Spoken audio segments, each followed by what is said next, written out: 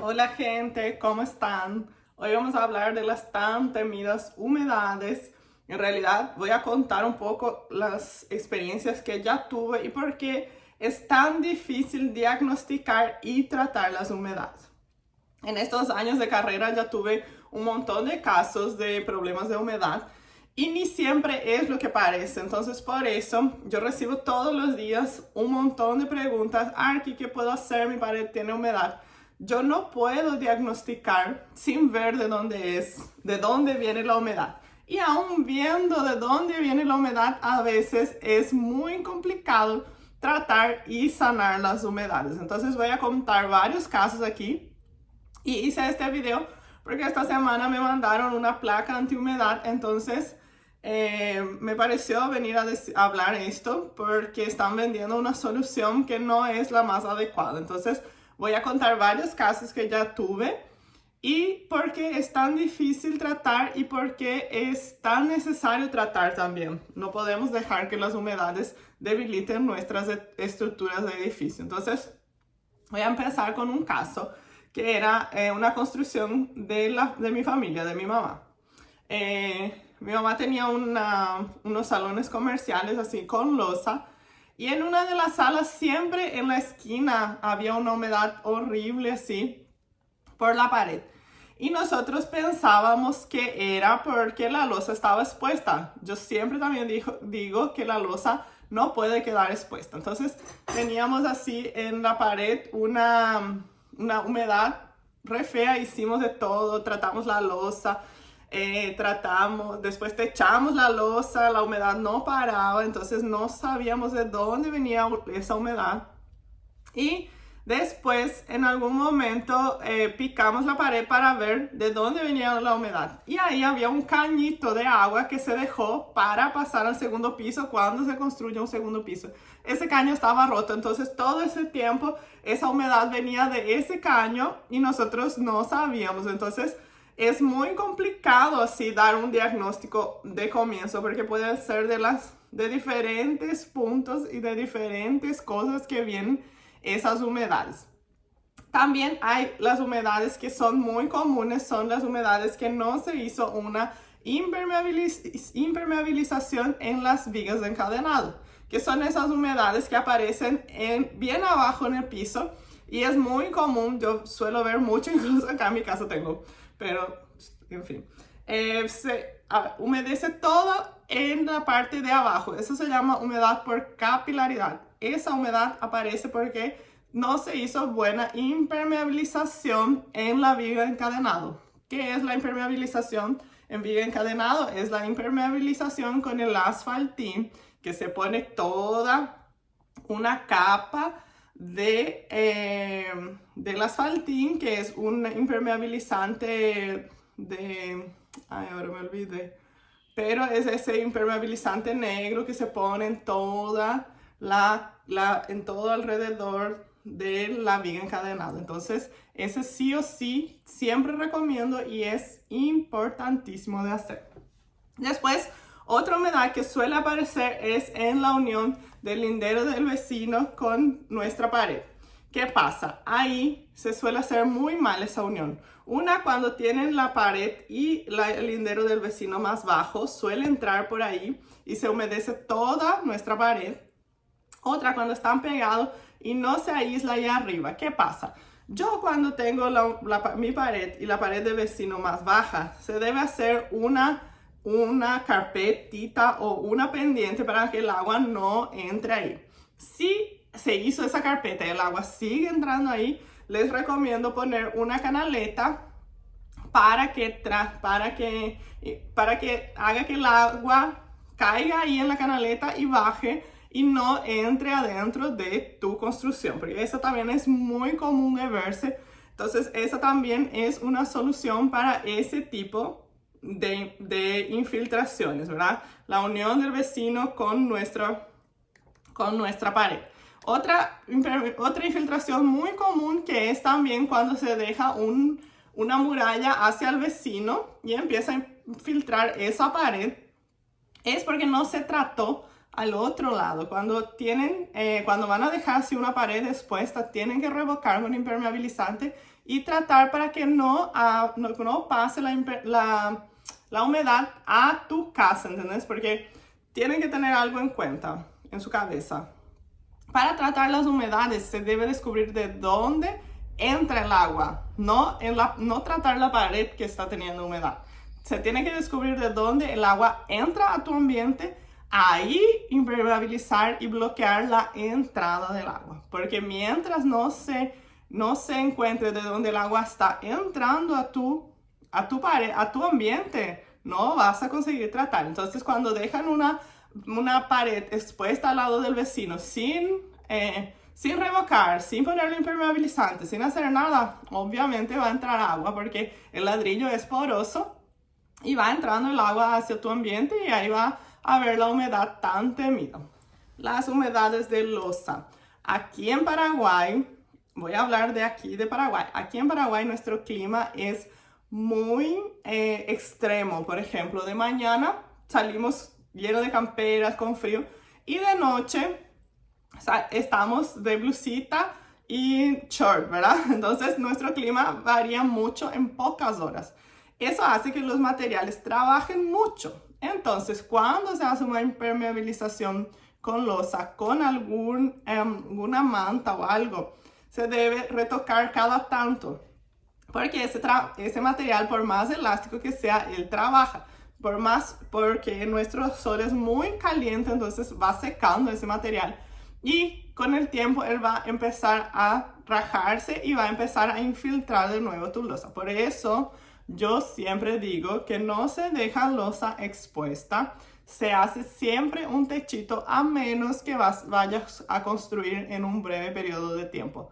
Aquí, ¿cuánto es un breve periodo de tiempo? Máximo 2 años. Si vas a construir máximo en 2 años, hace tu impermeabilización ahí, ok. Pero si vas a tardar 5, 10, no sabes cuándo vas a construir, 3 años, hace un techito de metal para proteger tu losa. Porque, como digo, nuestro clima es muy extremo y las impermeabilizaciones, por más buenas que estén, van a durar solamente un tiempo y entonces tu losa va a empezar a infiltrar. Cuando se hacen las lositas así en voladizo y tal, siempre tienen que hacer con una carpetita cayendo hacia el patio y entonces eso va a ayudar que el agua no esté ahí arriba. Porque ¿qué pasa? El agua entra en algún lugar y tiene que salir de alguna manera, entonces empieza a infiltrar en tus ambientes, en tus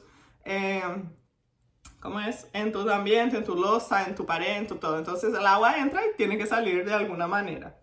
Hay algunas cosas que son muy difíciles de tratar y que ya me pasaron también. Una vez una cliente tenía una losa así muy grande y debajo era su casa. Y en el invierno esa losa empezaba a gotear. En el verano no pasaba nada. Hicimos toda la impermeabilización porque ella iba a construir en breve. Hicimos toda la impermeabilización con el Limpacril, la tela Vidin, todo hicimos. Y todavía seguía teniendo el mismo problema. Le pregunté a un montón de técnicos, a un montón de gente para que me ayude, para que veamos qué estaba pasando. Y uno de ellos me dijo, esa humedad es por condensación, porque la casa de ella es dentro más caliente que cuando hace frío afuera. Entonces el ambiente empieza a condensar. Y yo le pregunté cuál era el tratamiento. Me dijo, para eso no hay tratamiento. Entonces me puse así muy mal porque nosotros habíamos hecho toda una impermeabilización. Después vino otro técnico y dijo, no, es que la impermeabilización fue mal hecha. Pero no, yo estaba segura porque incluso ella tenía una chimenea. Entonces ella prendía y dejaba su casa calentita, pero afuera estaba un frío, entonces hacía que condense, ¿verdad? ¿Y qué pasa en esos casos? ¿Cuál es el tratamiento? Es ventilar tu casa, dejar todo abierto para que la humedad salga. Lo mismo cuando está esos días de mucha humedad, que tu piso cerámico, incluso hoy me mandaron esa pregunta, ya voy a hablar de eso, que tu piso cerámico empieza a tener agua, así tus paredes de revestimiento cerámico empiezan a tener agua. Tenés que ventilar toda tu casa, tenés que abrir todo por más frío que esté, Porque la humedad está entrando así por capilaridad y la única forma de quitar esas cosas es haciendo ventilar.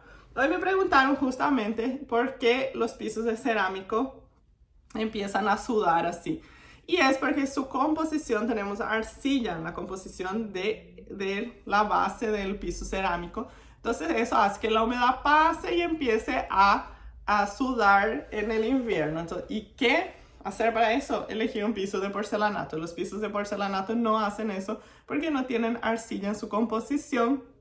Y ahora existen pisos de porcelanatos muy baratitos que tienen el mismo precio de cerámico, entonces no va a pasar nada. Elegir un piso más barato y evitar ese tipo de trastornos. La vez pasada también me mandó una seguidora, ¿verdad? Que su casa tenía problemas con las cañerías. Esa para mí es la peor caso que te puede pasar. Porque una, para sanar tenés que romper todo. Una, para descubrir dónde estás perdiendo agua tu caño. Es una cosa, ¿por qué? Porque, como les dije, el agua cae de un punto, pero no es que va a salir ahí. Él se pasea y sale donde encuentra un lugar para salir. Entonces, las cañerías es también un trastorno descubrir dónde está la humedad por alguna pérdida de cañería o algo. Porque tenés que descubrir de dónde sale ese agua para poder tratar, y para descubrir eso es una cosa, ¿verdad? Y por eso yo les doy un tip, que es evitar que tus cañerías pasen por los pisos, porque ya tuve una cliente que otra persona le construyó y pasó todas sus cañerías por piso. Y cuando se rompió, tuvieron que romper todo el piso y cambiar. ¿Y qué pasó? La cliente no tenía una muestra de piso para romper esa y cambiar. Entonces tuvo que cambiar todo el piso de su casa y fue un trastorno. Entonces, evitar pasar cañerías por piso. Evitar y hacer unos planos de cañería también para saber dónde está pasando, para que no tengas que romper toda tu casa. Y porque esas humedades que salen de cañerías rotas son las peores, porque no podemos adivinar dónde está saliendo nuestra agua, de dónde está viniendo, dónde está teniendo el problema.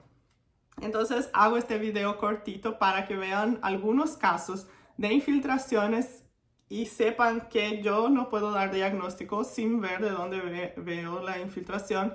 Y a veces viendo de dónde viene la infiltración no es el problema, y es un trastorno adivinar de dónde. La vez pasada puse en mis stories también, la pared de mi cliente hacia el vecino tenía unas rajaduras y nosotros pensamos que de ahí estaba pasando la humedad hacia adentro.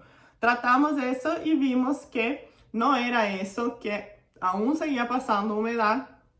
Entonces hicimos una investigación un poquito más profunda y vimos que en la viga encadenado estaba la viga encadenado y arriba todavía había ladrillos, y ese ladrillo no estaba revocado, estaba en contacto directo con la tierra. Entonces de ahí estaba pasando la humedad, y nosotros habíamos tratado todas las rajaduras pensando que era de ahí que pasaba la humedad. Entonces, como les digo, es muy difícil. Entonces hay que hacer una investigación, hay que ver de dónde está pasando, hay que ver cuál es la solución correcta. Entonces, cuando tengan alguna humedad en sus casas, procuren un profesional que les va a asesorar, y también tengan paciencia, porque a veces el profesional piensa que es una cosa y no es. Entonces se pone a investigar un poquito más para saber qué está pasando, ¿verdad? Y ahora voy a volver un poquito en las placas antihumedad. Ya hablé con algunas personas sobre eso